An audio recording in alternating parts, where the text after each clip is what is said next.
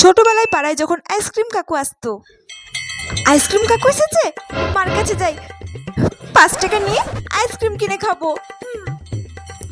ও মা, বাইরে আইসক্রিম কাকু আইসক্রিম নিয়ে এসেছে, তুমি আমাকে 5 টাকা দাও না গো, আমি আইসক্রিম কিনে খাবো। আইসক্রিম খাবি? মনাকে কিছুক্ষণ ব্যস্ত রাখতে হবে আমার কাছে, যাতে আইসক্রিম ওলাটা চলে যায়। মা দাও না, মা দাও না, এক্ষুনি চলে যাবে তো কাকু। তা কোন আইসক্রিম কাকুটা এসেছে?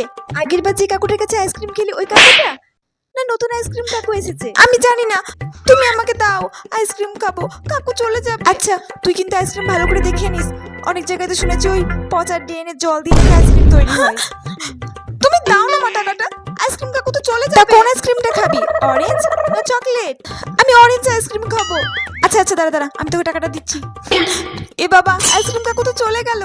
এই নে টাকাটা, তোমার টাকা তোমার কাছে রাখো, আইসক্রিম কাকু চলে গেছে। দূর বাবা, ভালো লাগে না, বললাম তাড়াতাড়ি